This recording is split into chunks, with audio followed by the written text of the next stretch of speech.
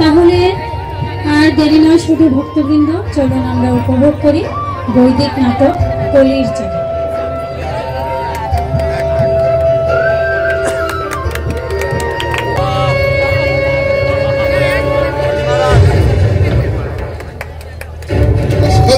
অসহ্য, চারদিকে শুধু দুঃসংবাদ আর দুঃসংবাদ।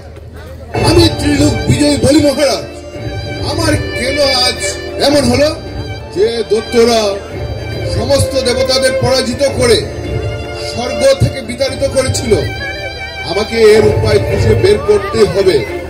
গুরুদেব, গুরুদেব, দত্ত গুরু শুক্রাচার্য, আপনি কোথায়? আমাকে এই সংকটের উত্তরণের পথ দেখান।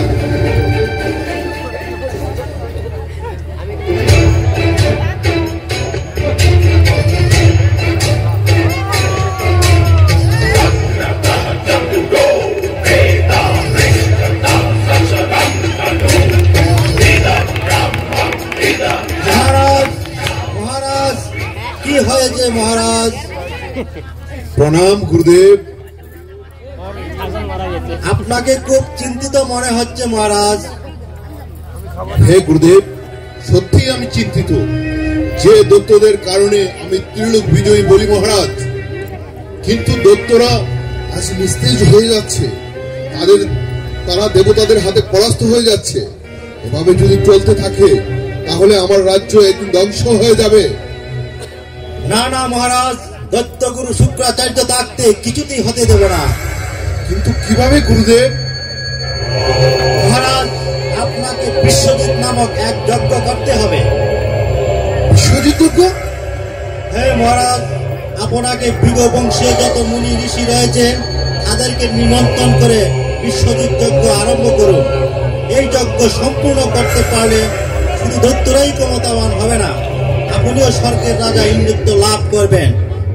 তাহলে আর দেরি করবেন না মহারাজ, শীঘ্রই এই যজ্ঞ আরম্ভ করুন।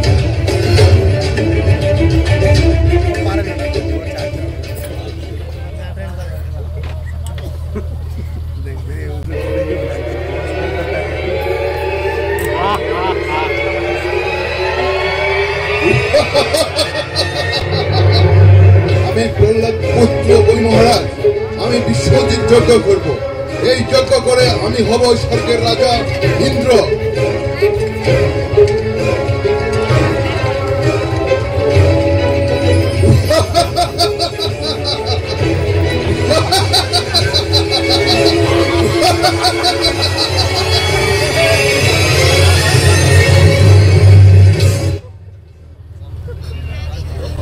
হে দত্তগণ, বিশ্বজিৎ যজ্ঞ এখন সমাপ্ত হওয়ার পথে।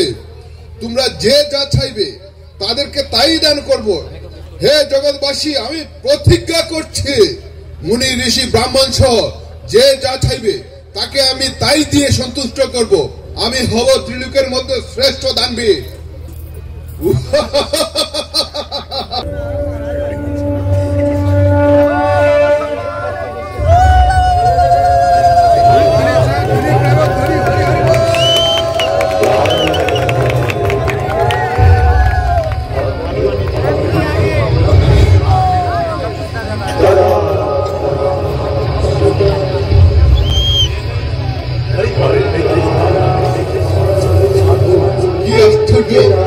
এক সুন্দর বালক আমার দিকে আসছে, আর দেহ থেকে যেন জ্যোতি বের হচ্ছে।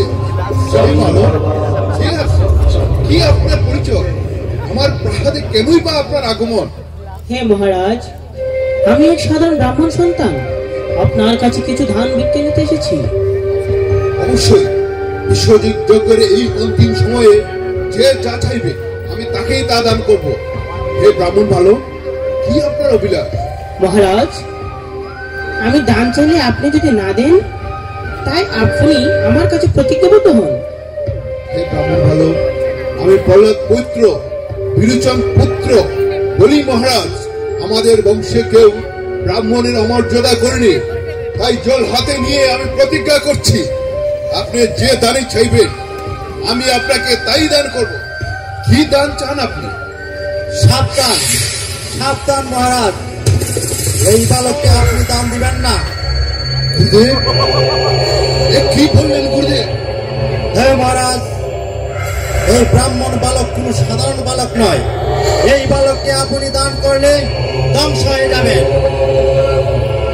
কিন্তু কিন্তু আমি যে প্রতিজ্ঞাবদ্ধ, তাই আমাকে দান করতেই হবে। ভঙ্গ করুন আপনার প্রতিজ্ঞা। আপনি জানেন কি এই ব্রাহ্মণ বালককে? সে হচ্ছে বিষ্ণু মায়ের শক্তি। ব্রাহ্মণ বালক রূপে এসে আপনাকে ধ্বংস করার চেষ্টা করছে। অসম্ভব গুরুদেব, সে যাই হোক, যে রূপে এসে থাকুক, আমি তার কাছে প্রতিজ্ঞাবদ্ধ, তাই আমি প্রতিজ্ঞা পালন করব। মহারাজ, আপনি কি ভুলে গেছেন আমি আপনার গুরুদেব? শিষ্য যদি অন্ধকূপে পতিত হয়, তা থেকে আলোক পথ দেখানো হচ্ছে গুরুদেবের কর্তব্য। আমি আপনাকে সঠিক পথ দেখাচ্ছি মহারাজ, তাই আমার আদেশ আপনার প্রতিজ্ঞা ফিরিয়ে নিন। কিছুতেই না গুরুদেব। গুরুদেবের কর্তব্য হচ্ছে ধর্মের কাজে সহায়তা করা। যে গুরুদেব শিষ্যের ধর্ম পালনে বাধা সৃষ্টি করে এবং অধর্মের সহায়ক, প্রয়োজন নেই সেই গুরুদেবের। মহারাজ, আপনার এত বড় স্পর্ধা, আপনাকে আমি অভিশাপ দিলাম। আপনার সমস্ত স্ত্রী অসত্য ধ্বংস হবে। সমস্ত কিছু ধ্বংস হলেও আমি আমার প্রতিজ্ঞা পালন করবই। আমি মহাপ্রতাপশালী হিরণ্যকশিপুর বংশধর বলি মহারাজ, আমি কিছুতেই বিচলিত হই না। হে ব্রাহ্মণ বালক, বলুন আপনার কি অভিলাষ? আমি আমার প্রতিজ্ঞা পালনে অঙ্গীকারবদ্ধ। ধন, জন, ভূমি, কি চাই আপনার? হে মহারাজ, আমি এক সাধারণ ব্রাহ্মণ বালক। আমার তেমন কোনো অভিলাষ নেই, কেবল 3 পা সমান ভূমি চাই। মাত্র 3 পা সমান ভূমি? আসলে আপনি যেমন ভালো, তেমনি আপনার চাওয়া। একজন ভালো কি বা চাইতে পারে? ত্রিলোকের অধীশ্বর বলি মহারাজের কাছে মাত্র 3 পা ভূমি। হে বালক, মাত্র 3 পা ভূমি, মাত্র 3 পা ভূমি দিয়ে কি হবে? আর কোনো কিছু চান আপনি? আমরা ব্রাহ্মণ জাতি, ভগবানের উপর নির্ভর করে আমরা চলি। আমাদের বেশ কিছু চাওয়া পাওয়া নেই, শুধুমাত্র 3 পা ভূমি আমাকে প্রদান করুন। ঠিক আছে ব্রাহ্মণ বালক, স্বর্গ, মর্ত্য, পাতাল, এই 3 লোকের মধ্যে যে কোনো স্থান থেকে আপনি 3 পা সমান ভূমি গ্রহণ করুন। তাহলে প্রথমে আমার 1 পায়ের স্থান দিন।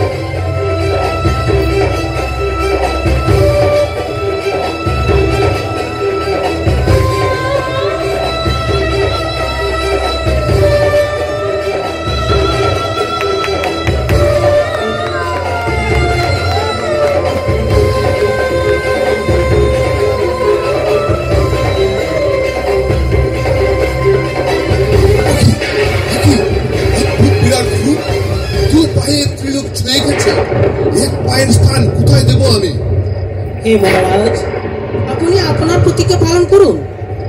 2 পায়ে আপনার সমস্ত ত্রিলোক ভরে গিয়েছে, বাকি 1 পা ভূমি আমাকে প্রদান করুন। এখন বুঝতে পেরেছি আপনি কোনো সাধারণ বালক নন, আপনি জগৎ পালক শ্রী হরি বিষ্ণু। হে জগৎ পালক বিষ্ণু, হে অন্তর্যামী ভগবান শ্রী বিষ্ণু, আমি অধম, অজ্ঞান, আমি নিঃস্ব হয়ে গেছি। আপনার মায়ের শক্তির প্রভাবে আপনাকে ভুলে মত্ত হয়ে গেছি। আমার বলতে এই জগতে আর কিছুই নেই। এই জগতে আমার মস্তক ছাড়া আমার বলতে আর কিছুই নেই। তাই এই অধম অজ্ঞানের মস্তকে আপনার পা প্রদান করুন। হে বিপদ ভঞ্জন মধুসূদন, আমাকে রক্ষা করুন, আমাকে রক্ষা করুন প্রভু। হে বলি মহারাজ, ভয় পেও না। আমি পূর্বে ভক্ত প্রহ্লাদকে কথা দিয়েছিলাম, তার বংশের কাউকে বধ করব না, তাই তুমি বিচলিত হও না। হে শ্রী হরি, আমি আমার সবকিছু হারিয়ে নিঃস্ব হয়ে গেছি। আমার অবলম্বন বলতে কিছুই নেই। হে প্রভু, আমাকে আপনার চরণে স্থান দিন প্রভু, স্থান দিন প্রভু, চরণে স্থান দিন। হে মহারাজ, আমি ভক্তবৎসল অন্তর্যামী ভগবান। তুমি বিশ্বজিৎ যজ্ঞ করে ইন্দ্রত্ব লাভ করতে চেয়েছিলে, আমি তোমার অভিলাষ পূর্ণ করব। তবে এই মতান্তরে নয়, সত্য, ত্রেতা, দাপর, কলি, পর প্রলয় হয়ে যে সত্য যুগ আরম্ভ হবে, সেই সময়ই তুমি স্বর্গের রাজা ইন্দ্র হবে। ততদিন পর্যন্ত তুমি সুতলে সমস্ত দৈত্যদের নিয়ে রাজত্ব করো। ভয় পেও না, আমার চক্র তোমাকে সর্বক্ষণ রক্ষা করবে। ভগবান, আপনার ইচ্ছে পূর্ণ হোক, আপনার ইচ্ছে পূর্ণ হোক ভগবান, আপনার ইচ্ছে পূর্ণ হোক।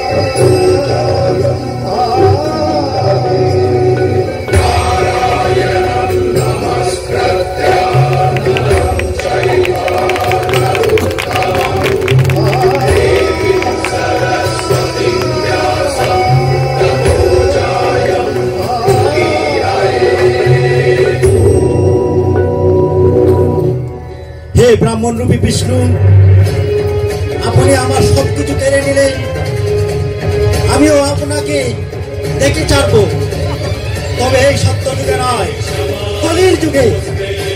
কলির যুগে? হ্যাঁ, কলির যুগে। তখন এক শুক্রাচার্য থেকে অসংখ্য শুক্রাচার্য গুরু রূপে কলির জেলা হয়ে জন্মগ্রহণ করে আপনার মতে বিরুদ্ধ আচরণ করবে এবং ধর্ম প্রচার করবে। আর এই কলিযুগের মানুষও সেটাই গ্রহণ করবে। হে বিষ্ণু, আমি হব কলির যুগের শ্রেষ্ঠ বিদায়ক। এই শুক্রাচার্য, আমিও যাব কলির যুগে যুগ ধর্ম প্রচার করতে। তোমার কলির ছেলেরা যতই প্রভাব বিস্তার করো, যুগ ধর্ম মানুষকে আমার কাছে ফিরে আসতে প্রেরণা দিবে। যারা অল্প বুদ্ধি সম্পন্ন তারাই তোমার মত গ্রহণ করবে, আর যারা বুদ্ধিমান তারাই আমার যুগ ধর্ম গ্রহণ করবে। হে বিষ্ণু, তবে তাই হোক, তবে তাই হোক।